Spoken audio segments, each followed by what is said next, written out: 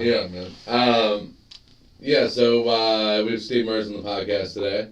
It's I can't believe we've never had you on, because we've talked about you quite a bit on the podcast. Really? In the past. Well, yeah, because the connection with me is the first time I did comedy. You went right before me, so it was. Yeah, we've mentioned it quite a few times.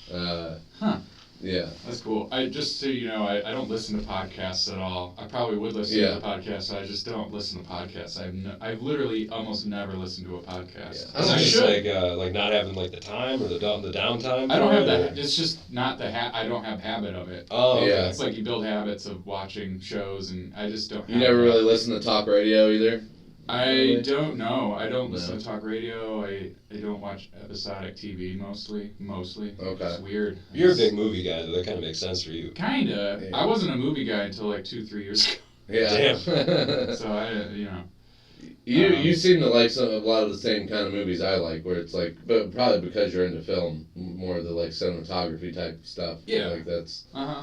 I like watching those kind of movies if I can, in a theater by myself. That's The Revenant was beautiful, how it was shot. I loved watching that in the theater by myself, stuff like that. But yeah, I don't know. But yeah, the first time I did comedy, you went right before me, and that's not what I was told the lineup was going to be. So I was like, "Who's this guy?" Because I think Marv Connor was the host, and he was like, "Your next comic's been doing comedy for 5-6 years, something like that," and he's like all over Cleveland, Steve Mers, and I was like, well, that's not me. What the fuck? And then you went up and killed, and I was glad that I had been listening to comedy podcasts for years, so I knew, even though it was my first time, when somebody killed right before me, that I had to address it. So I walked up and was like, well, don't expect that, and that was and it got a laugh, and I was like, okay, I'm good, and it was it was great though. It was something you made me extremely nervous right before I went up. And then it went okay. Yeah, because if that first time went really bad, I probably wouldn't have fell in love with it so easily. I don't know. Is that 2018? 2019. It was July 3rd, 2019. Oh wow, I don't remember what set that was. It was Pete had the amateur contest early, and because it was a holiday, he had a money contest late. And I think you won the money contest. That was on a technicality I won, but then he gave, because Carter Doherty, he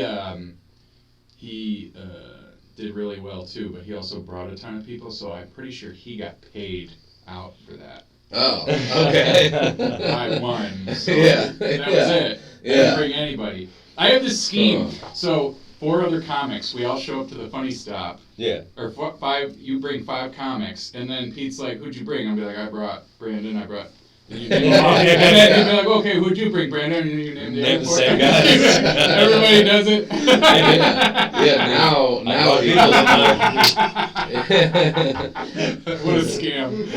We should just actually do that. I don't even think now he's gotten soft, and he doesn't even require people to bring people anymore. Or if he does, he doesn't hold up to it. You know what I mean? When you get there, he doesn't actually count anybody or do anything. We're trying to get him to give up the amateur contest to a comic that so that it's ran like it used to be ran, because it's not. He's so soft with it now that it's just the same people go up every week. He's not getting any new people in, and it's. He's not really it's watching the sets anyway. Yeah. He overrides the judging, so he'll be like, you're the judge, and you'll judge, and you'll be like, here are the winners. And he'll be like, no, I don't like that. It's you're the judge every time, Pete. I could have not been paying attention this whole time. Yeah. Damn it. Yeah, I've judged it before, and we'll give him a top 3, and he'll be like, well, this person brought people, so, and I'm like, all right, but that's not how it went. It is how comedy works, though. You're I know what you mean. You're right. It isn't how comedy works, but it is. Oh, you know what I mean? Business of comedy the business end. Yeah, and I get it. I know, people hate bringer shows, but when it's a club, you have to do that, or you're not going to get anybody to come in and watch your amateur night. You know what I mean? It's just kind of the club's goals anyway. Who wants to come in and watch maybe 3 good comics out of 20. You know, like it's, Yeah. and even the good ones are like mediocre because they're only like a year or two in. You know, I mean that's is what it that's is. usually how it is. There's that many new comics now? Um, There's a lot. Right? Yeah. It feels like they sprung up. But they quickly. don't. It's weird though because there's only a couple that actually like participate in the rest of the scene. Like most of them just go to Funny Stop on Wednesdays, and it's like, so it's kind of that's what pisses me off is it's like pointless. It's like well, you guys are just wasting the stage time. Like it's like I mean at some point you got to branch out and go to other places. It reminds me of a time when one of the servers at TikTok was like, is this the only place you guys do it? And I'm like, you realize if I did it only here, I probably would have killed myself. Yeah. Right. Yeah. Well, that's She was like admiring your willpower. It's the saddest thing I've ever heard. Is this the only place you guys do this? I always chime in and tell Pete that he's wrong whenever he tells comics that bar shows are bad for you, because I'm like Pete, I was like I was featuring here a year and a half into comedy. Like how do you think I improved that much in a year and a half if I was just doing here on Wednesdays? You know, like it's like it's impossible. Like you have to know people are doing comedy elsewhere. They wouldn't be getting better. Like it's I don't know. One year I snapped. Yeah. And I was just like, Pete, you're a dummy. Or I called him a dummy. And he didn't do anything. He kind of respected me more. Yeah. It was weird. That's what it is with Pete. Like some people like just get so upset when he like picks on them and shit. And I'm like, no, you just have to give it back to him, and he respects you. Like it's you know, like it's like there's certain people that just quit going there because they're tired of Pete picking on them. Like that usually means he likes you. Like that's part of the like fun. Pete shit talking is just a great time. Yeah. I don't know. Like, and it's nice for me to have. I'll always love it because it's nice for me to have a comedy club 5 minutes from my house. Like it's. I mean, yeah, man, you I was can't amazed. Yeah, I can just drop in on any Friday or Saturday night and get a set usually. Like it's nice, but. By the way, I'm coming back to Funny Stop finally because yeah. I need more stage time because I'm like rotating on 15 to 20 new minutes that I don't have down, and it's really hard to keep the plate spinning. Yeah. This is the analogy I always use, and so yeah, I'm gonna start just doing. Yeah, you should do that Thursday night show. Crowd control? Yeah, but they do. It's like a contest thing. It's kind of, yeah, but it's Can't like bomb, that kind of thing. They have three people doing regular sets before the crowd work. Oh, okay. And whoever has the best set out of those three, I think it's a 10-minute set, and whoever has the best set out of those three gets $50. Nice. Yeah, Drew Miller's running that, but it's Zach Thomas, I think, books those comics. Yeah. But yeah, it's all right. They have it's very hit or miss on Thursdays though. Like they have great crowds sometimes, and then sometimes it'll just be like 6-7 people, you know, and it's like, but they still do. It doesn't suck that bad to do 10 minutes of material in front of 6 or 7 people. It really sucks to try to do 45 minutes of crowd work to 6 or 7 people. Like that's because that's what they do after the 3 comics are up. Drew and whoever his guests are come up and do like 45 minutes of crowd work, and whenever they have a crowd, it can be really good. It's really funny sometimes. Just the phrase 45 minutes of crowd work feels kind of exhausting. Yeah. Like, that just doesn't sound like that great of an idea. But, like, there's been some great nights there. Like, last time he had Mary there, it was awesome. Like, it was great. Rob Ward's had a couple great nights there. Like, there's been some good ones. But Rob's there all the time, I feel like. It's just every once in a while they have a night where nobody shows up, and it sucks, dude. We're trying to get Pete to start back up Tuesday nights. So. Really, I didn't know they had a Tuesday night. Well, they used to do amateur night on Tuesday nights back in the day. Oh yeah. And Pete keeps trying to get us to do these like once a month shows on Tuesdays, and we're like, that's not going to work because nobody knows you're open. You know, so it's like it's impossible to get people in here. So we were talking about maybe doing like a open mic followed with a concept show basically, and just to like get at least they're guaranteed to get like 10-15 comics in there at least, you know, even if they don't have a crowd. Like, and maybe we can build something with a crowd eventually, but I don't know. Maybe like 4 different Tuesday concept shows would be something you could go something, for. But yeah, it's just like it's open every Tuesday. You can't have a monthly show on a Tuesday when it says on the website that you're closed on Tuesdays. You know what I mean? Well, like, it's not. I don't think Pete's into a whole lot of web design. I don't know how often he really updates that website. His guy that he has is pretty decent with it though, because it's not just Bill Stone.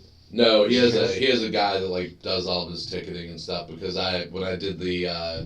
when I told him I was doing the benefit show for my brother, he had it up in like a day. So yeah, it's not too bad. But yeah, Steve, how long were you doing comedy at that time? Whenever I started in 2019. So 2019, so that would have been 7 years.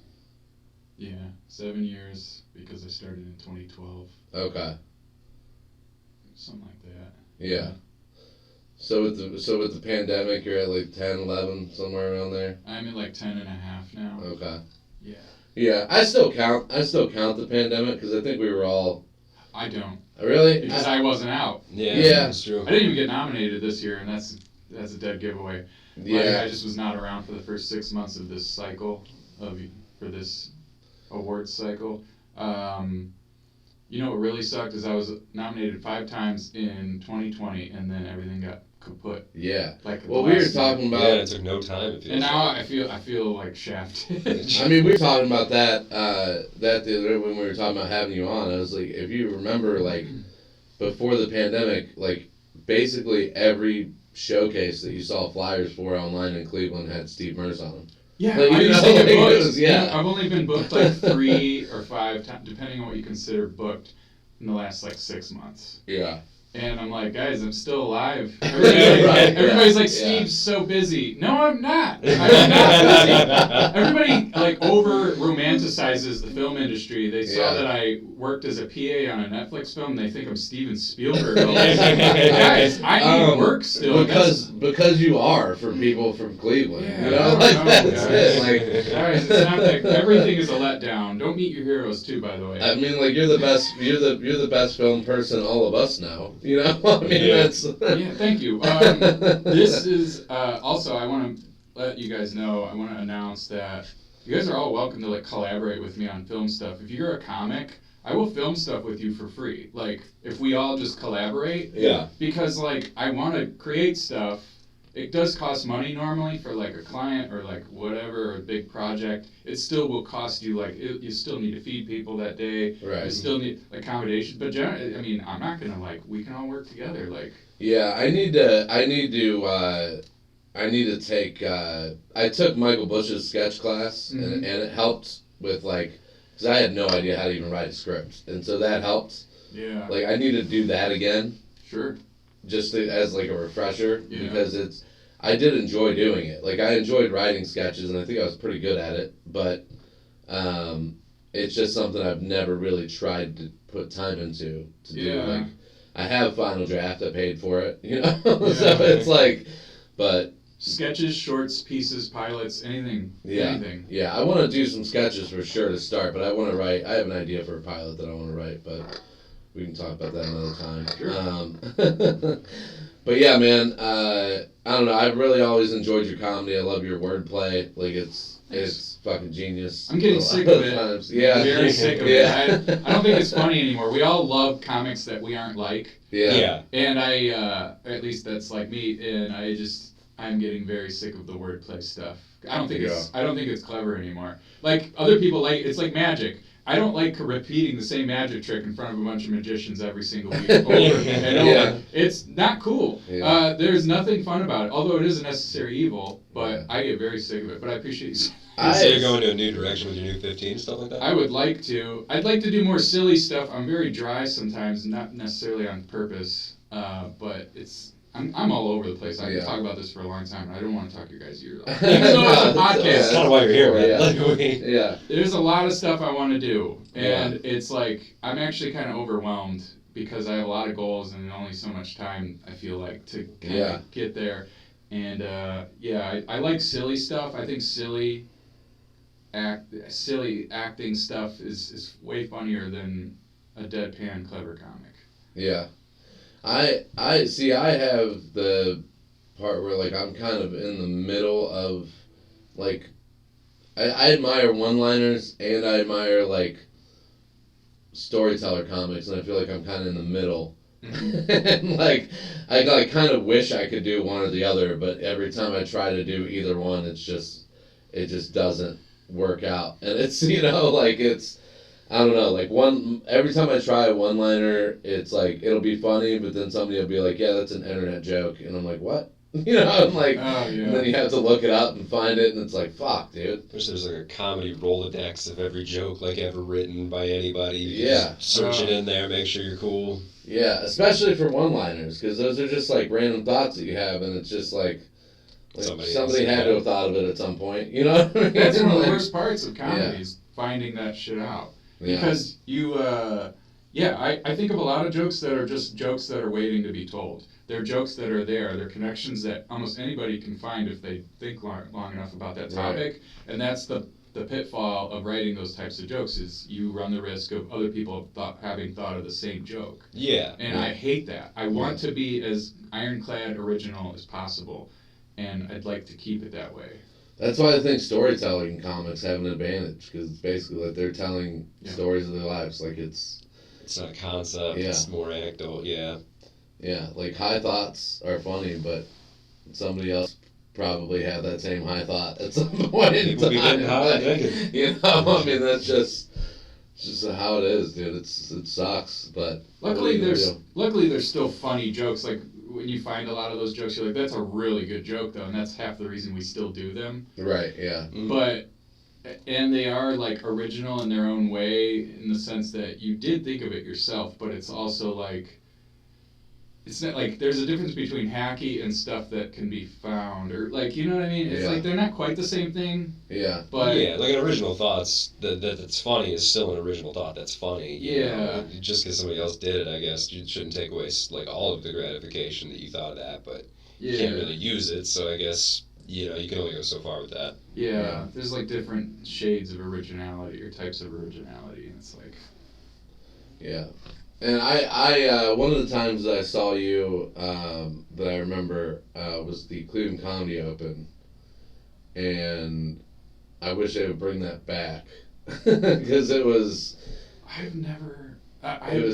I'm always giving you guys bad news. I'm like, you guys actually don't like that. But it actually wasn't as cool as you didn't like it. No. The contest they ran a great contest. Well, yeah. I mean it's a contest. We know how corrupt contests can be. Right. Not that they were corrupt, but they are just naturally corruptible. Yeah. The judges are like, why'd you think that was funny? All right, whatever, fine, you're the judge. But I never had a good set during those. At least what I would consider a good set. It's made me hate hilarities. And again, I don't hate hilarities. I don't like the crowds in there. I don't like the energy. Yeah. Sam's great. Management's amazing. Yeah. They've been accommodating. It's just the demographic that piles in there, especially with the free tickets, are not my people usually. I think it depends. I think it depends on the headliners too. I think it does. Like it really. Because I've seen some crowds in there that are phenomenal, but I think it's because of the headliners. They're comedy fans. Yeah, I like comedy fans. Comedy fans like me, but I just like when Norman is there or Sam Morrill's there, like those guys, like those crowds are awesome. They're just great. Mm-hmm. And I like the Cabaret Room. I actually prefer the Yeah, like I've like Sam Talent in the Cabaret Room was incredible. Jordan Jensen, Ian Bidance, like I've seen some great shows in the Cabaret Room. But yeah, the main room is almost like a theater. You know, I mean it's a really big room, and it's like so. It's like if it's a really good crowd, it can be crazy. Like it can be crazy good. Oh, for sure, yeah. But it's such a big room that when you don't have a great set, it like really shows. Like you can really tell that you don't have a great set. You know what I mean? Like it's like the shows I did there, they were okay, but it was a weekend where they were kind of slow, so it was like just like you're hosting, that's grueling. Yeah, that could be grueling. For sure. Yeah. I've never wanted to host there. It sounds like a nightmare. That's why I never try. You know, it's like I think next time I get the opportunity to do it.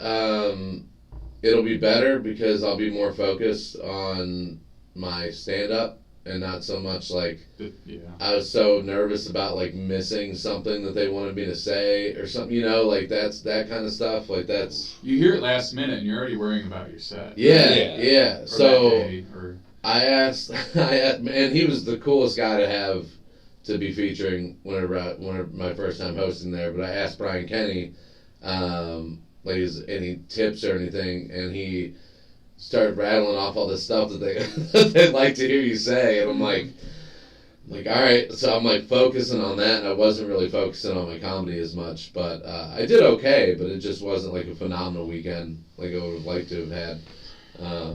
But I was like, it was the first time in a long time I was nervous doing comedy because I don't get nervous at all, and I was like pacing back and forth, and Brian looked at me and he was like, dude, just like know that like you belong on that stage, you're supposed to be here.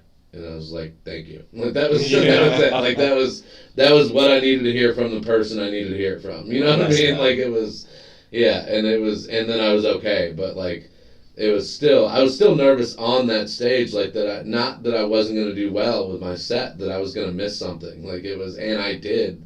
Yeah, the first night, the late show, I forgot that Raj Suresh was doing a guest set. Oh no. And I just brought up Brian. Oh no! Yeah. So he didn't even do a guest set. Yeah, no, he did. Oh, so Sam, okay. yeah, so Sam acted like it wasn't a big deal. He was pretty cool about it, but he was like, we'll just put him on after Brian, and I'm like, all right. Like after a headline set? After Brian was featuring. Oh, gotcha. Yeah, Voltron was the headliner. Yeah. Okay. It's still kind of weird, but yeah, you know. But it was like the crowd didn't notice. I made it like because as soon as I started saying Brian Kenny in my head, I was like, fuck, you know, but I made it to where the crowd didn't notice, and Sam was kind of like, yeah, the crowd didn't notice, it's fine, whatever, but I don't know, I haven't been booked since, so maybe it was, yeah, I don't know. You're probably okay. But yeah, man, it is nerve-wracking. I mean, that's the spot that everybody wants to be in, including comedy, so it's. Yeah, Cabaret Room's actually been fun. I conquered that like over the 2018, 2019, just doing Polk Show all the time and random one-offs with Michael Bush. A lot of good stories in there about hecklers and just I love that room, but the main stage is like I gotta conquer that. I need a good opportunity in there. Yeah. I'd like to get a guest set for a comic that has fans that like my type of material. I'll do fine. Right, yeah. But until then, it's just not gonna work. Yeah. Mm-hmm. I've done jokes on you in the Cabaret Room, the Halloween edition, so I was dressed like Ted from the movie, and then I did a set on Squires where they were trying to do stand and deliver there for a while. That was pretty cool. Oh yeah. But yeah, I wish they would have kept doing that. Like those shows were fun. The stand and deliver shows that they did at Hilarities, it was great. Yeah. I mean, I don't know. I think East End's back. It's not stand and deliver, but it's just a regular open mic, and it seems to be going pretty well so far. I love that room. That was a big, 2018, 2019, that room, and Tonto's for some reason. Tonto's is awesome. Like I like it just because I have fun in there, and I know it's not like the most well-attended show, but it's one of my favorites. Yeah, I haven't been up there yet, man. It's just I missed East End Bistro's patio back when they would do shows. Oh, that was dope.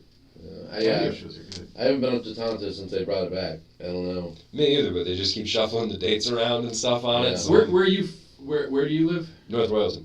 Oh, okay. So it is a little bit of a trek for you. It's definitely a trek for you. It probably wouldn't be worth it unless you really. Yeah, but I like those guys though. So right. Me too. Get up there and it was always a fun room back when I used to go to it. So I got to get back there. Yeah. I just like it because it's so close to me. So obviously there's no risk there as far as travel goes. And I just go and work out a ton of new material. 7 minutes. Yeah.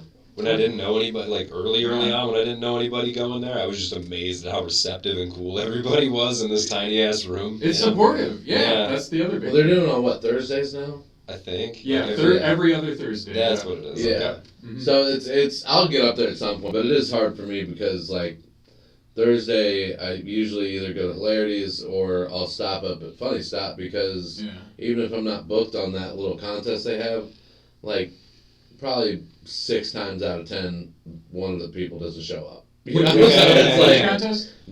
the one that Drew's running, the $50 contest. Like 9 times out of 10, I mean, like 6 times out of 10, probably somebody doesn't show up. You know, so it's like I can get a spot there sometimes on a Thursday night, and it's 5 minutes away from my house. But definitely worth it. I don't know. I like doing High and Dry. High and Dry is a good room on Thursdays. But yeah, we don't have as many rooms as we had before the pandemic. That's I don't think. We used to be able to get up like at least 2 times a night for like the first 4 nights of the week. Yeah. 2, maybe 3 or 4 even sometimes. Crazy. You can still get a good number of sets in, but it's all on Tuesdays now. Everything's on Tuesdays. And it's like none of them are great except for Judd's. No. I think most of the rest of them are just comics. Yeah. Yeah, that's the same. Seems like most open mics are mostly comics right now. Yeah, and Judd's was shit when they first started it. For a long time. That was shit when they first started it, and since they moved the mic to the middle of the room, it's been pretty great. Yeah. But I don't know. They've gotten a following too. So. How long did you run TikTok for? About 6 or 7 years. Holy shit! Oh my god! And I was like, I don't want to do this anymore. Something's broken inside now, man. Oh, It's gotta be. Definitely, dude. Yeah, I mean Jimmy only ran LBT for less than 2 years, right? And it was it killed him. Yeah, I ran open mics from 2014 all the way through 2021. What other shows did you run? Just booths, which was a year. It was only a year, but it was a very popular open mic in 2014, 2015, 2016. Okay. And it only lasted a year. So it was 2014, 2015. That's what it was. Yeah. It was weird because the last show we had, the management there sucked. He was just some weird mushroom head guy, like a guy that does mushrooms all the time. Yeah. Oh, okay. Yeah, I thought you meant like a fan of the band. No, that's fine. But he put the kibosh on the show right after the Cleveland Comedy Festival. Out-of-towners came, 50 of them just showed up at booths, did booths, and it was kind of a shit show, but they cleaned up. But they still were like, no more, we hate comedians. They hated comedians. Doesn't matter how much they make them laugh. Yeah. It was a backroom bar. Like Wally at Pharmacy loves the comedy night, and one of the big things was he wouldn't admit it when I asked him about it. But the night of the Rubber City Comedy Festival, when they had the roast battle there, that was definitely the most business he's ever had in that place. And he was like, we get pretty busy on karaoke night. And I'm like, I've been here on karaoke night. It is not. Man. It was elbow. I mean, everybody got COVID, but it was. But it was elbow to elbow, like through the entire bar. Yeah, standing room only. It was wild. Dude. Yeah, it was crazy. Dude, I've never. That was one of the best. That was last May, right? Yeah. That was one of the best weekends I've had in comedy because it was just so fun, dude. Definitely my best weekend in comedy. I mean, yeah, you won the Roast Battle Championship that weekend. Hell yeah. But it was just crazy. I remember waking up. We were here, me, Brandon, JC, our friend from Canada, and a couple other people. We were here partying until like 6 o'clock in the morning, the last night of the festival. And then I woke up and felt like total shit on Sunday, and I just thought it was a hangover. And then I saw Drew Miller post on Facebook that he had COVID, and I'm like, well, I better take a test. And I took a test, and I was like, fuck. And then the next day, I felt like I got hit by a fucking truck, dude. Like it was bad. And that was like one of the worst times. One of the worst things that's ever happened to me in comedy is that week. It was Wednesday. I got an email from Sam asking me if I could do a guest set on Friday, and it was going to be my first time doing hilarities, and I had to tell him no. I was like... All because of the COVID. Yeah, I was like, I have COVID, man, I can't do it. And he was like, yeah, it's okay, I'll get you another time. And I'm like... It was funny. After that, like, all the mics, like, knew if you had been on the festival at all, and then they required not only your, like, proof of vaccination, but, like, proof of a negative test and, like, everything. Yeah, dude. It was great. There was 15 of us because we were all in a group chat.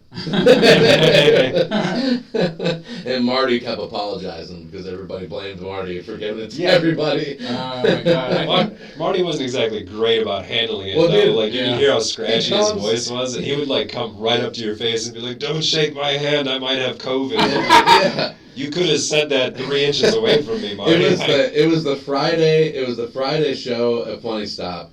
he comes up, and I'm sitting next to Brian Kenny, and Marty's sitting on the other side of Brian Kenny, and Marty's like, voice is kind of scratchy, and Brian says something to him. He's like, "Do you have a cold or something?" He's like, "Yeah, I've had scratchy throat and whatnot." And Brian's like, "You think it might be COVID?" And you just the look on Marty's face, dude, it was just like, "Oh shit!" You know? Realization set in. And then he walks up on stage, tells the crowd, he does his jokes, and then he tells the crowd, "Well, I have COVID, so I might have COVID, so I'm gonna get out of here."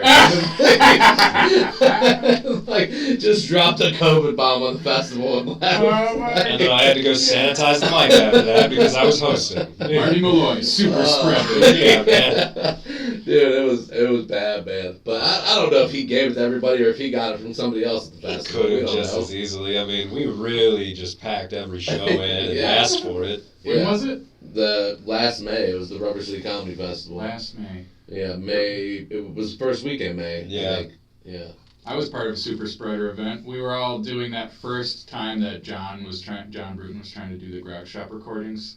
You know, the 15-minute sets. Oh yeah, that was a before couple comics. months earlier. Yeah. Yeah, and it was like, but I did the December one, the first one. So that was around that time Yeah. frame. And we all got COVID. And I got 2 weeks of paid vacation. Yeah. That's kick-ass though, man. Whole Foods. I was working at Whole Foods seasonally because that Netflix thing had just ended. Yeah. And then November, December, I was working there, and it was I didn't have to. The worst part of the holiday season, I didn't have to work 15th through like. And got paid for it though. Yeah, it was Yeah. awesome. Dude, that's another thing I wanted to ask. How does that work when it comes to like getting these projects and shit? Like, is it a pain in the ass to try to find like offhand work from that other stuff? For a film? Yeah. Oh, Like working around that, I should say. Oh yeah, it's weird. I'm a freelancer now, so it's different. So I just like do like random stuff for people, film related, or just like lighting or camera related stuff. Sometimes even sound, but You just generally. did sound for us today, man. Yeah, but the Netflix thing. Well, this is okay. So I just see. I'm friends with the production coordinator, Mike Wendt. Do you guys know Mike Wendt? I've heard the name. Yeah, he's a really nice guy. He's a local. He runs.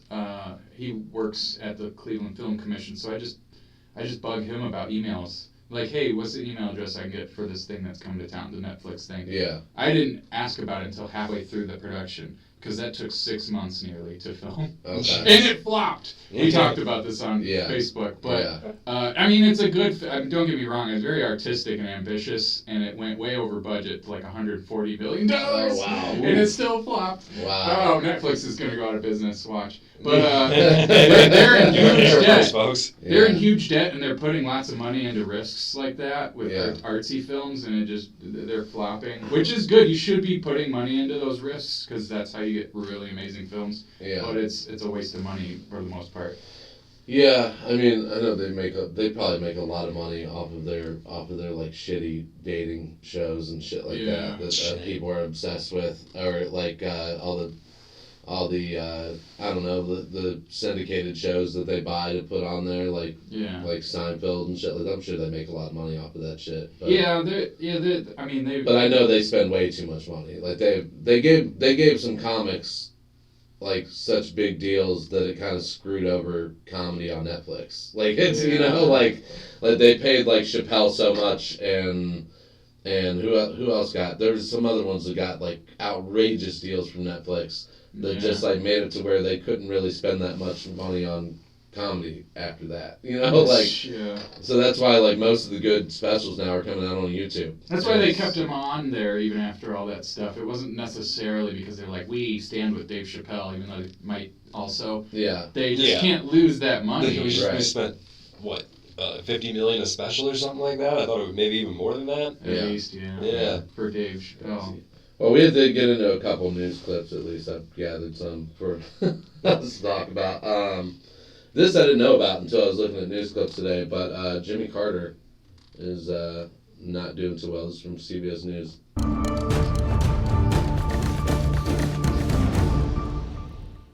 Hello everyone, I'm Astrid Martinez. Thanks for joining us here on CBS News. We are following breaking news at this hour.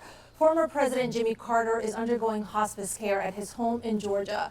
CBS News' Christina Ruffini has more. Good evening. The Carter Center late this afternoon released a statement saying that Jimmy Carter would like to spend what time he has left at home with his family, and he's going to be receiving hospice treatment and has the full support of his medical team.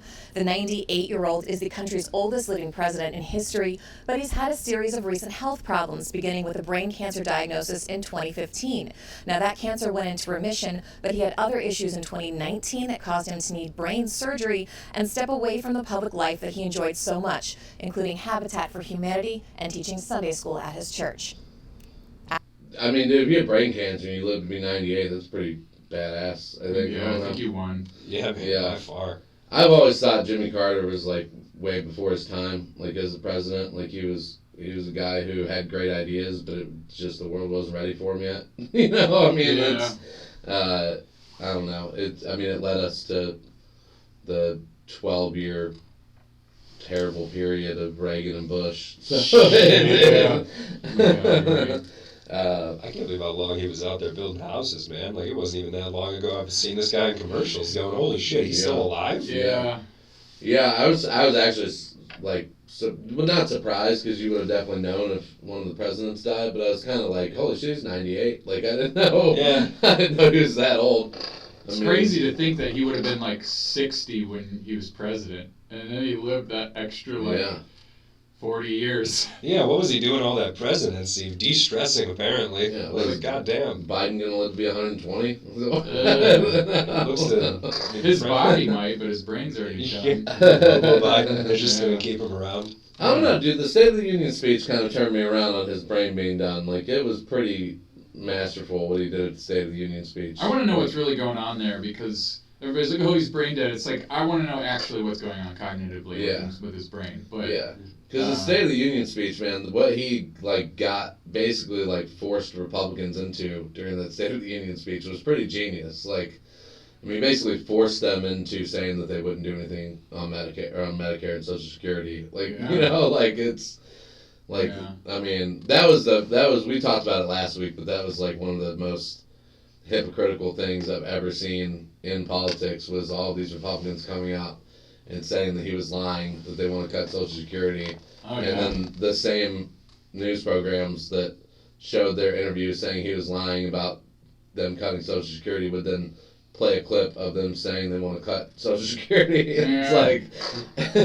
almost about as hypocritical as them all being like, oh no, an environmental disaster with East Palestine. It's like, you guys don't care about this shit. Yeah. If Biden's president, you want to make it look like it's all the Dems' faults. Well, we should have put brakes on those trains, like in that bill that we had repealed already. You know, my buddy that I've talked about a couple times on stage, and we maybe talked about him on here, but he's a big conspiracy theory guy, and he basically told me that East Palestine was Ohio's Chernobyl, and I'm like, the East Palestinians. That's what I call them. Yeah. Why do we care about them all of a sudden?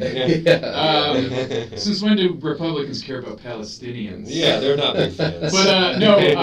But well, sorry, I'm losing track. What were you just saying? You were saying it was our Chernobyl. Yeah. Oh yeah, Chernobyl. Yeah, sure. So that's the American Chernobyl. More like the American Fukushima, being that locally it's bad, but it was overblown as far as regionally and nationally. And internationally. The mayor of Cuyahoga Falls came out with a statement about it, because people, I guess he had a flood of people emailing and calling his office about the water.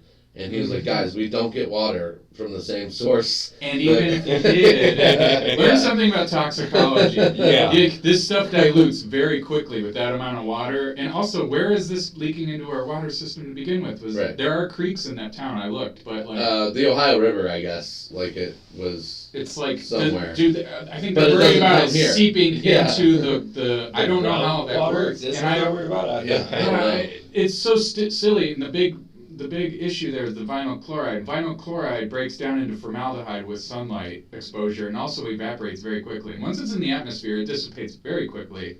Yeah. And it's completely harmless. I mean, it reaches and then background. there were people sharing this photo of this above this that somebody supposedly took out of a plane window going by East Palestine, and like it looked like a big mushroom cloud or whatever and shit, and it was on every photo I saw was just somebody posting it on Facebook. Yeah. It wasn't from a news site or anything. I'm like, that could just be anywhere in the world. Like, yeah. It's like because one of the photos that's circulating was literally taken in November 2022.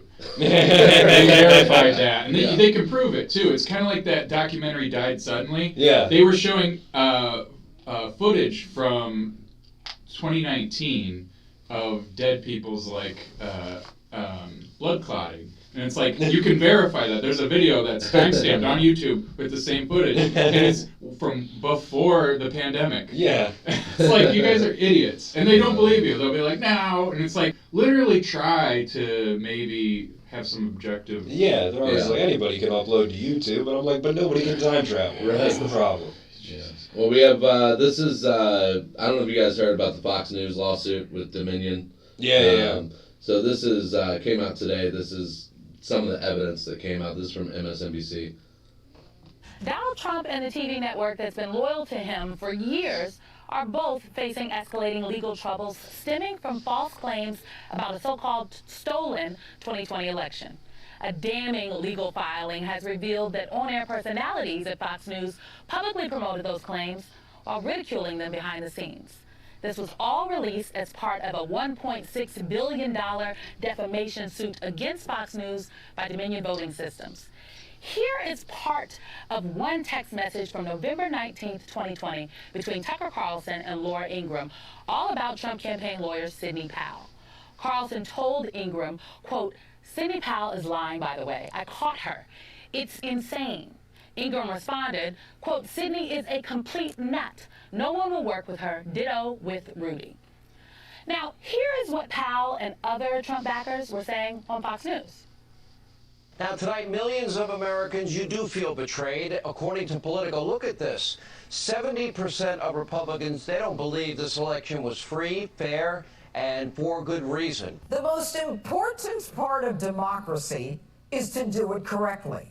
The most important question tonight is, did we in 2020? I'm working on the part of the case which is demonstrating how many illegal votes were cast, and I'm way beyond the margin that I need in Pennsylvania or Michigan. They have done it in every way imaginable, from having dead people vote in massive numbers to absolutely fraudulently creating ballots that exist only voting for Biden. The 2020 presidential election was not fair. No honest person would claim that it was fair.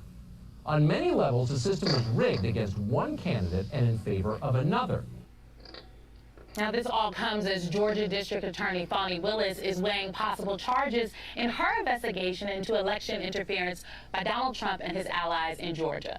Just yesterday, we learned the grand jury found no evidence of voter fraud, and they believe one or more witnesses may have lied. Meanwhile, Special Counsel Jack Smith is reportedly ramping up his investigation into Donald Trump's actions ahead of January 6th. I don't understand why they have to be so, like walking on eggshells when they talk about this shit. Like, may have lied. Like, they're on fucking... Oh, well, yeah, I mean, that's they're like on a legal video. thing. Like, it's, they're trying to be like the better person. Because Yeah. you could in even good faith maybe even say that they were, but it's like, I guess, a legal issue, but... Yeah. Oh my god. But yeah, you have Tucker Carlson and Laura Ingraham talking through text messages about how much of a nut Sidney Powell is, and then they're having her on their program. Taking it on and fanning flames. It's fucking crazy, man. The truth comes out when people put their money where their mouth is. It's so great to see these lawsuits come up, because then all the truth comes out, and it's like they all it's like when you're gonna make a major accusation of something, you better be fucking right, because otherwise you're gonna get the backlash of it. You can't just call someone a pedophile. Yeah. That's defamation. You can't just call people pedophiles and ruin their lives. Yeah. It's the same concept. Also, like, if you are doing that shit, and your only case is to say that you believed that at the time, And so if you're gonna like send text or emails, you should probably do it in a way that's encrypted. So you're not gonna, you know what I'm saying? Like they're just so dumb, just texting on regular text messaging and regular email chains. Like, did all that stuff come up in like a deposition? Is that how that works? Yeah. Because I mean, they can bring up a lot of information that way. Yeah, that was from the Dominion deposition that they got from Fox. Yikes, man. So yeah. So everybody's going down now. I mean, Fox gave them the information. They had to. So it's, yeah. We're lucky the bad guys are dumb for the most part. Yeah. There is some cleverness in there, like the campaigning strategies and stuff. But like they're idiots. They flub everything, and it's like the truth comes out. And that's what I worry about a lot more than Trump. Is there are people that are trying to have the same goals, but are a lot better with it. You know, in the future, that's a bigger concern for me. Yeah. Also, so are the good guys. The good guys are dumb as fuck too. Yeah. Like, I'm sorry. Yeah. That's like, true. Every poll that you see shows that a vast majority of Democrats does not want Joe Biden to run again. Yes. And he's still going to run again. Like, it's like, and it shows that like if he were to go up against Trump again, that he would win. That's what the polls show.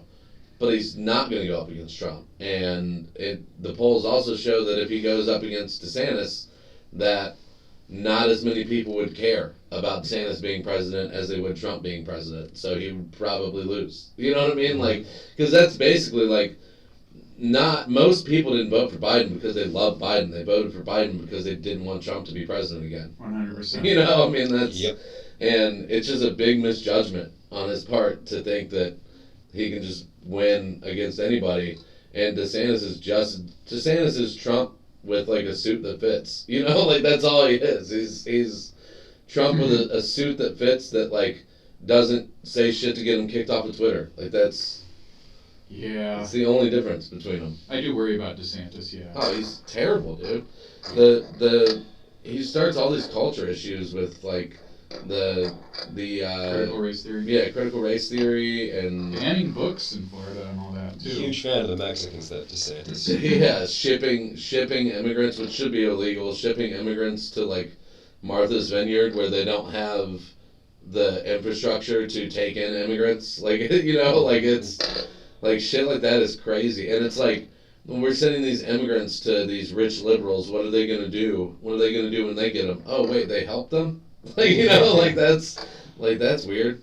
Did he learn about Martha's Vineyard when he went to Harvard or what? Right, yeah. Like, this coastal, shut up. That's so fucking funny. Like, I think he went to Harvard. Even Trump, like, talking about coastal elites, like, you went to Wharton, dude. Like, you know, like... New York and West Palm Beach, those are coast areas. Yeah. That's crazy. But I will never understand how like, regular everyday people got so attached to him. Like I understand it's what the like fuck yous. Yeah, it's the fuck yous. It's fuck the liberals. It's that, and I think there's something about him that he tries to make it cool to be dumb and hate people that are intelligent or anything like that. Which is a huge risk. Yeah, you know what I mean? Like I think a lot of people like the idea that he makes it okay to be in that spot. There's an effort to wear away our institutions. Like everybody's discrediting NASA, the CIA, the FBI. Not that they aren't at fault for certain things, but they still hold our society together. Yeah. We need them to not crumble. Especially NASA. Like, what did NASA do? The Nazi scientists. That's their big. That's one of the. It's like. Yeah. But do you know anything about the Cold War politics? Like, if we didn't take them, the Soviets would have. Yeah. And we would have been super fucked. Yeah. They would have been the mega superpower, and it's like... you couldn't afford that. Yeah. And now they're rolling out, like, 1980s tanks to overtake Ukraine. Like, it's funny that we always thought of Russia as this huge military power. We found out that they they really showed that they are not what we thought they were. Just the nukes. Well, that's because you can't trust the CIA. If they'd have known better, we wouldn't have this problem. Right. Oh, man. All right, so I want to do one local story. Do we want to hear about Akron police officer charged for filming minors in the nude, or a trans athlete banned in Ohio? Oh man, Giving us the top quality ones here, top shelf stories. Oh man, yeah, I don't know. I want to lean towards the first one just because it's juicier. All right, yeah, we're very big. And I don't want to be on the record about trans people on a podcast. But I'm just kidding. I wouldn't. Yeah, but this is from News Channel 5 in Cleveland. An Akron police officer with just over a year on the force is facing nearly 24 felony charges tonight. He is accused of filming 2 underage victims. News 5's Jordan Vandenberg joins us live tonight in Canton with the very latest. Jordan.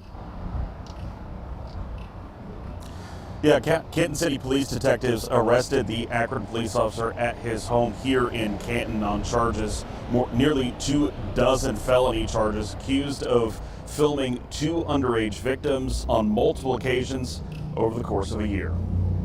Akron police said the officer, 32-year-old Michael Dillon of Canton, was immediately placed on paid administrative leave, which is the department's standard procedure.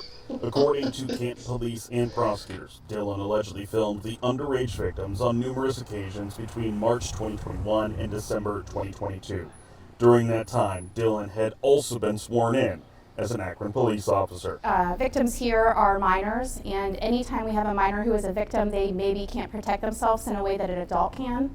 So we absolutely take these cases very seriously. In a statement, Akron's police chief said these charges are, quote, beyond shocking, and the alleged behavior is disgusting.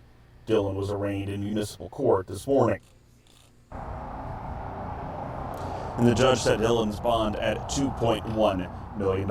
Live in Canton, Jordan Vandenberg, News. I think if you have a case of child pornography and it's a serious enough, it's a good enough case for the judge to set bail at $2.1 million, you could probably just fire him. Yeah, you probably don't need to keep paying that person. Paid vacation isn't Yeah, exactly a what the fuck? punishment. He's got 24 felonies. Is that what they were saying? It's more than both the ages of the victims. At first, I didn't know he lived in Canton, because at first I was like, this is weird that it's the Cleveland News reporting on an Akron police officer and the reporter is in Canton. Like, that's it seems odd. But yeah, man, Akron police not having a good year, I would say. Jesus. It's, all the officers involved in that one shooting are all back on the force now. Oh, of course.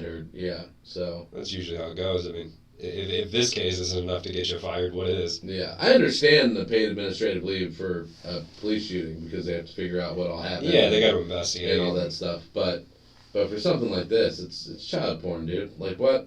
Yeah, they clearly have a case, like you said. They set bail at $2.1 million. They don't arrest somebody for child porn unless they have a case. Like why do you want to have them on administrative duties? To let them near computers again? Like, come on, man. Yeah. Right. I don't know. It's just insane.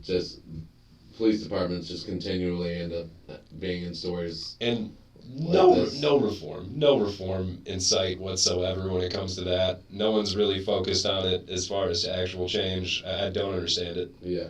No. He was only in the police force for a year, and it said that he was sworn in while this was going on. So I don't know if I don't know if he didn't have any priors or anything. I don't know if they really could have found anything through background checks and shit. So I don't know if this is really the police department's fault, but putting him on administrative leave that's kind of pretty pathetic, shitty. man. Yeah. Paid administrative leave. Yeah. I thought this was such a good topic. We're like, oh, we'll go into this, and it's like, I got nothing. Yeah. This is just awful. This just sucks. It keeps happening. I'm trying to think of jokes. There's nothing funny about this to me, and I'm like, no. It's like, what the fuck? It's kind of depressing. We'll hit one more, and it's this is from Michigan. CBS News is about the Michigan State shooting. They think they might have found a motive. 4 students wounded in that deadly mass shooting at Michigan State University on Monday are still fighting for their lives. Another student has been upgraded to stable condition. The Chinese consulate in Chicago says 2 injured students are from China. Police said today a note found on the 43-year-old shooter suggested that he felt slighted by businesses that had asked him to leave. His 2 handguns were legally purchased but not registered. The gunman killed 3 students before taking his own life. That's just the world we live in today, dude. Remember the good old days when losers would just kill themselves? Yeah. And that's it. Yeah.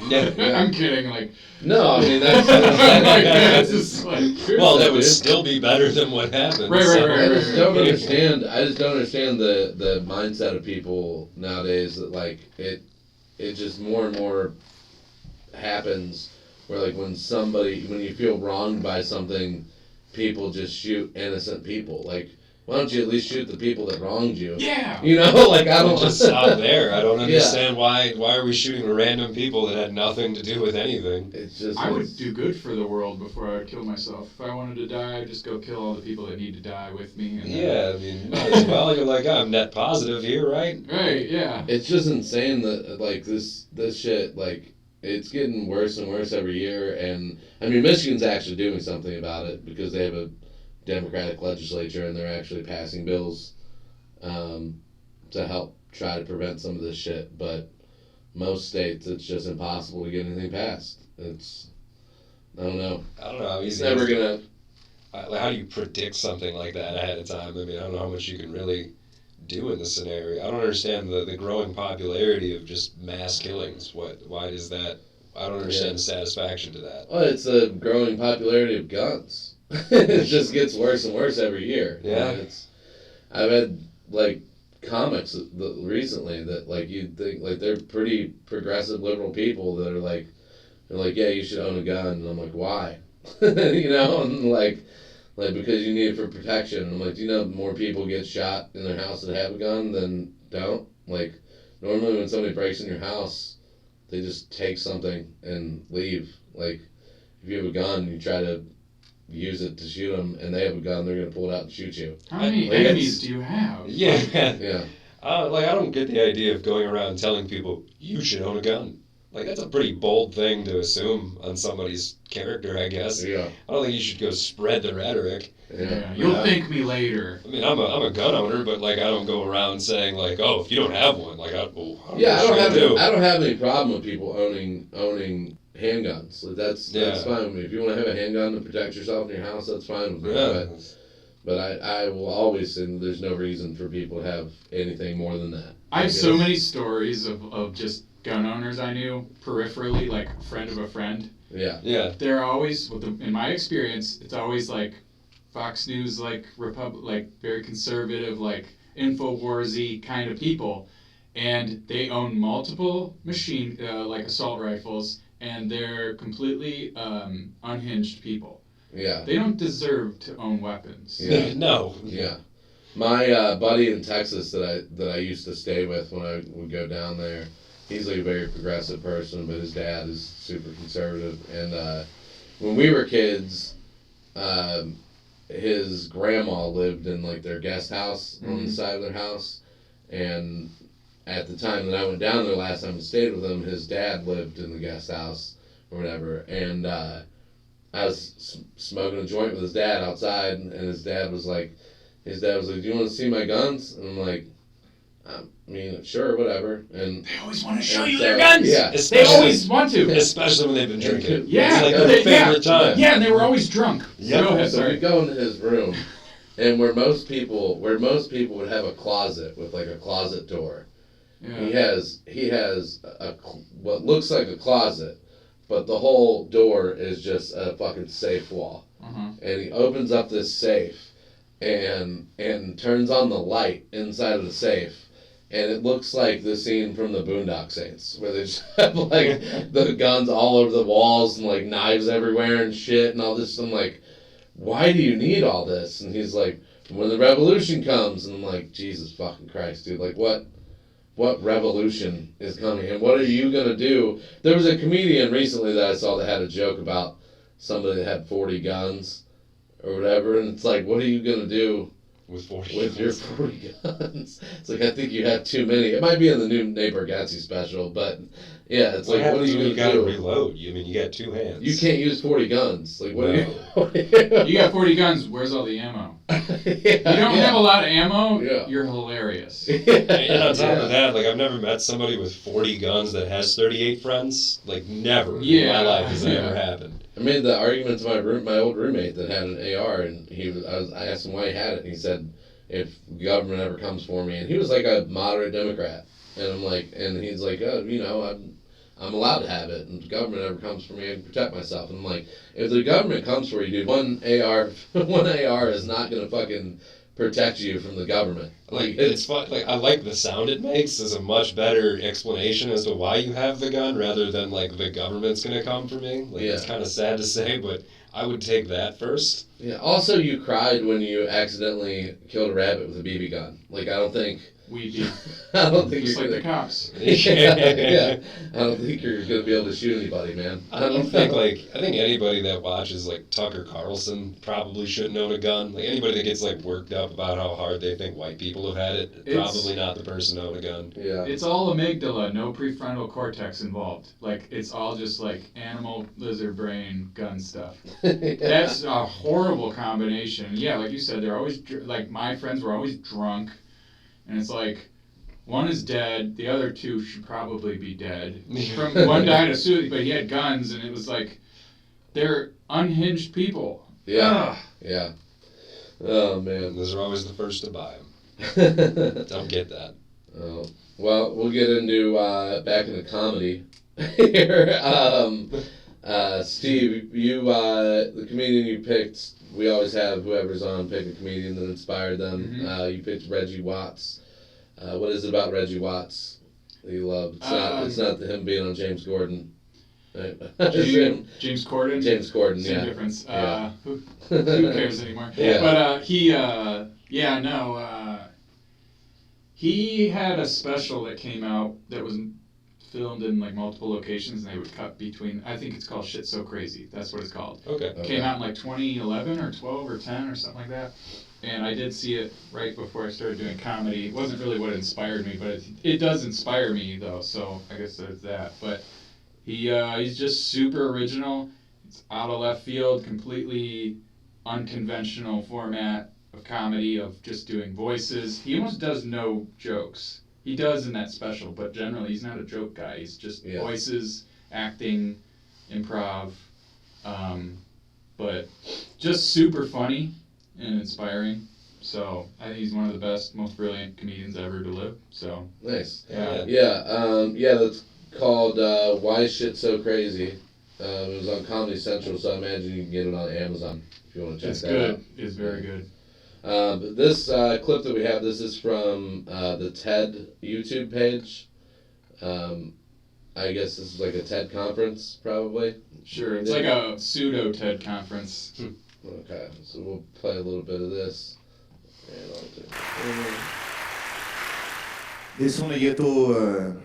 finns några mi piacerei snagation.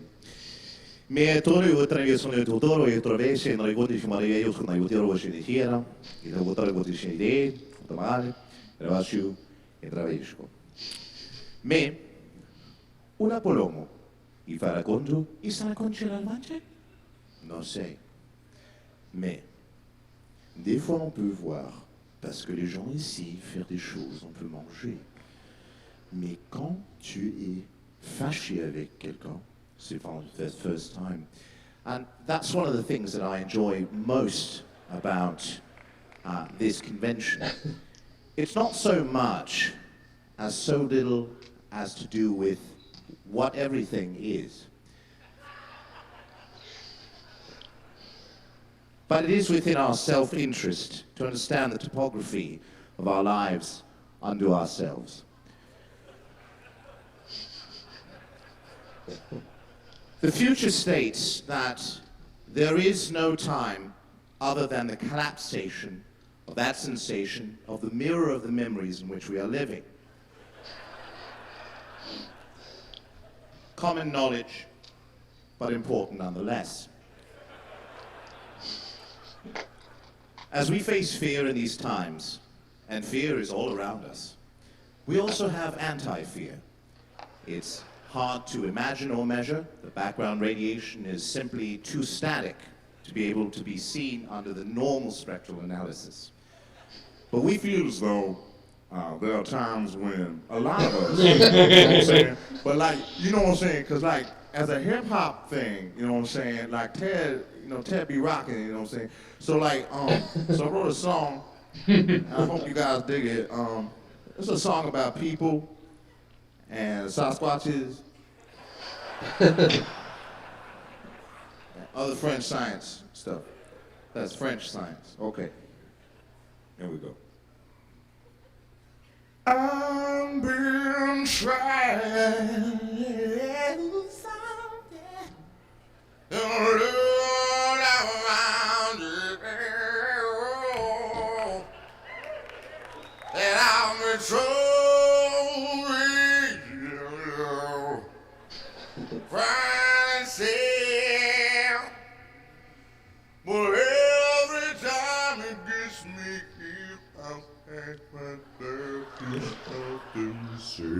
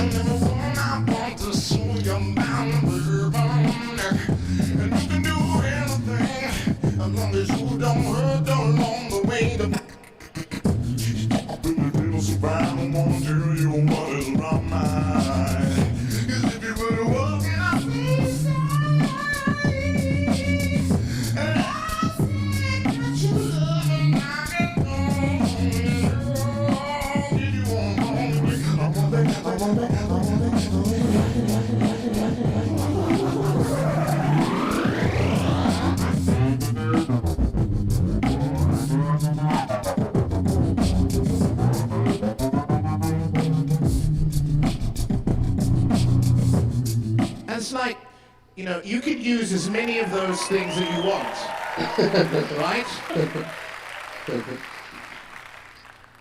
And the computer models, no matter how many that you have and how many people that you use, are never going to be able to arrive at the same conclusions. 4 years ago, I worked with a few people at the Brookings Institute, and I arrived at a conclusion.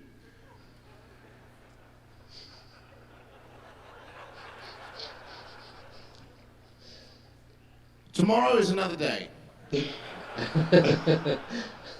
Not just any day, but it is a day. It will get here.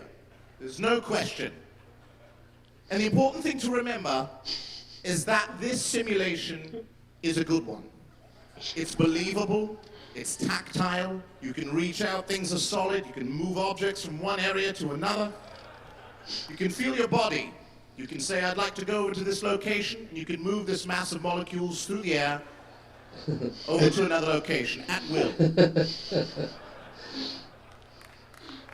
That's something you live inside of every day. Dude, I love the crowd reactions to him too, because like some of the people are loving it and some of the people are just like, what the fuck is this? Like, you know, there's a lot of questioning going on. It's crazy when somebody is that talented and uses it in such a weird and different way. You know, like it's very unique, but it's very intelligent too. And I think a lot of people like really need a second to process like what they're seeing. Oh, dude, could you imagine being there and not like he just goes from speaking Spanish to speaking French to speaking in like a British accent to speaking in an urban and it's all gibberish. Accent. It's 100% gibberish. Like I think he's saying something really smart, or he's telling me that I can just walk somewhere if I want. And I don't really get what he's getting at. It's not even stand-up, really. I mean, it is, but it isn't. Yeah. It really isn't. But I mean, my early the things I really like about comedy and not just stand-up are like a lot of acts. So like him and Bill Hader and Sacha Baron Cohen are probably my favorite comedians. If you want to peg them as such. Yeah. But it's not stand-up, but yeah, it's some of it's sketch, some of it's stand-up, some of it's like it's just alt comedy, I think, basically. And it's, I mean, Hader, some of the shit he did on SNL was, like, Stefan was one of my favorite things. But his writing on South Park was incredible. I think that show got a lot better whenever he was on it for a couple seasons. Yeah, and Sacha Baron Cohen, I used to love the Ollie G show. That was, like, my favorite. Yeah, my opinion is it's the best comedy show ever made. But that's a lot. But it's my favorite comedy show of all time. That's how I can put it. Yeah, I love. If you have never seen the Ollie G show, definitely check. It's got to be on HBO Max. I would imagine. Yeah, or you can find the DVDs. There's 2 seasons. There's DVDs of it floating around. Yeah, and the particularly the episode where he does the police training is like one of my favorites. Brinkman, you is mental. He's like, we got 2 honkies, a brother, and everybody's laughing except the cops. They're like, this is terrible. He points the gun the wrong way. Oh, it's so good. It's so fucking good. Because at that time when he made the Ollie G show, up until the first Borat movie, people didn't know who he was. So it was like legit, like people thought he was a legit person coming to interview them or whatever. Like it was crazy. As great as Borat was, it ruined the whole thing. Yeah, because you couldn't do it anymore. You couldn't. Even Borat impressions went down the toilet. Yeah. Like you couldn't do them anymore because it just wasn't original, and everybody did such a bad job of it. Yeah. Oh yeah. The only way that he could have done something after that would have been as good is if he did it and didn't tell it. If he did a character and didn't did a completely different character and didn't tell anybody that he was doing it. You know what I mean? Like that would have been the only way he could have done it again. Who Is America kind of did that, but it was still, his cover was a little bit blown, and the characters weren't as classic as the other 3. Yeah, the first Borat, dude, I was in love with that movie. I saw it in the theater, and then when it came out, I bought the fucking box set DVD that had the beautiful Kazakhstan shirt with it.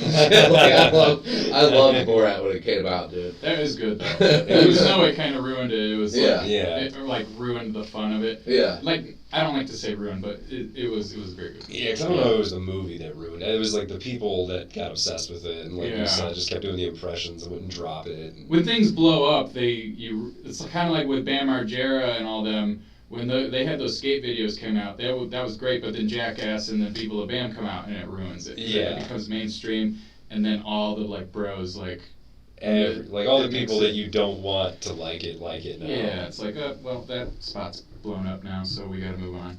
Yeah, and I never liked James Corden, but I did watch his show because of Reggie Watts, because he made it funny. Like there were some good moments on that show with Reggie Watts. It was always on when I worked the 3rd shift at Land O'Lakes. It was always on in the break room, and that was my favorite part of it. Like I didn't think James Corden was that funny, but he's not very likable. Yeah, he's apparently an asshole in real life. So it's like, there you go. I do like that he brought the British format of talk shows to America, though. Like it was. I don't know if you ever watched it, but it was the interview format was a lot different, where he would bring all the guests out at once. Oh, okay. Yeah, I've seen clips. Oh, wow. Yeah, that was pretty cool. But other than that, it was so. But yeah, Reggie Watts is awesome. Check out that special. I do remember watching it. I just don't. It's been so long. Oh yeah, it's been over 13. It's been like almost 12 years. Yeah, but like as far as like musical talent and like he has a fucking phenomenal voice. Like and he could do so much with it. And it's crazy to have that kind of a voice and not just solely pursue music. I mean, he's got this whole overarching idea of how to entertain people and stuff like that when he's really musically talented. It really is just a melding of comedy and music, Yeah. but not pure music, not pure comedy. It's very height of creativity to me. For sure. Yeah. I mean, I think that's what I ended up. I didn't like him when he first came out, but I ended up thinking about Bo Burnham. I mean, that was like I thought Inside was genius. But yeah, no, he's good. But definitely not as talented vocally as Reggie Watts is. You should check out Reggie's Conan appearances if anyone's interested out there. That's a good thing to watch. He had some really good appearances. I feel like Conan appearances are always the best. Conan was amazing. I love that show. I mean, because he was a comic at heart, so it was always like he always like was really good interacting with comics too. Like the Conan Norm Macdonalds were the best thing that Norm Macdonald did. I mean, they were so every time he went on Conan, it was just fucking hilarious. Yes. Like, but yeah, I don't know. There's talk show shit. First time I ever saw it this week because he was on. You guys know who Mark Summers is?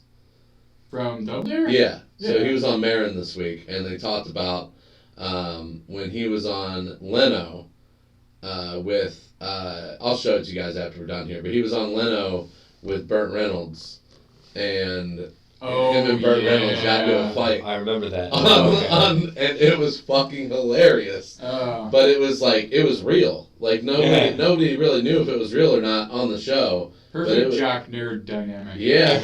Well, what it was like he, as a comic at the time, took a shot at Jay Leno or at Burt Reynolds by making a comment about how he was like going through divorce with his wife or whatever. He was a comic? Yeah, he was a regular Comedy Store before he got like Double Dare and all that. Yeah. Wow. Yeah. He said he always knew that he didn't have it.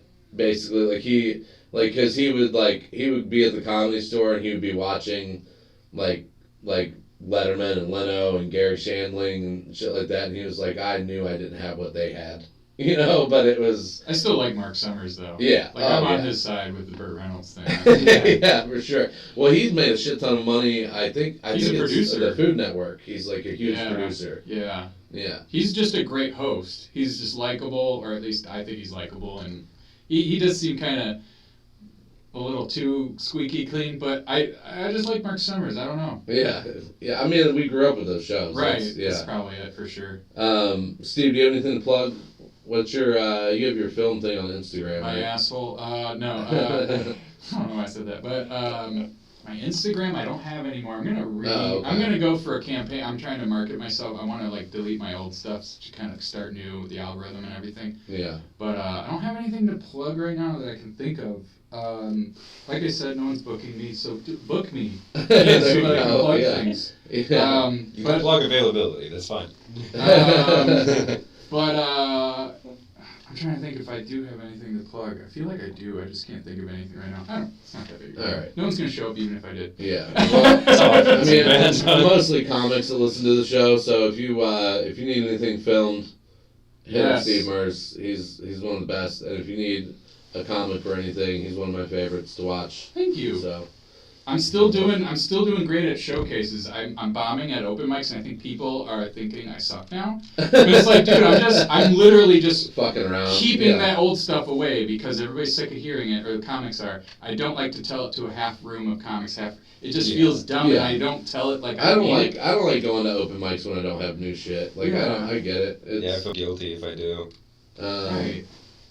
Brandon, do you have anything coming up? Well, look. Yeah, man. The 25th is the Ad Hominem Attack show, so that'll be fun. Everyone should come to that. It's always a good time. And then I'm doing the Buck show the next day, the 26th. Oh, cool. So that'll be fun too. Nice. Yeah, those have been fun.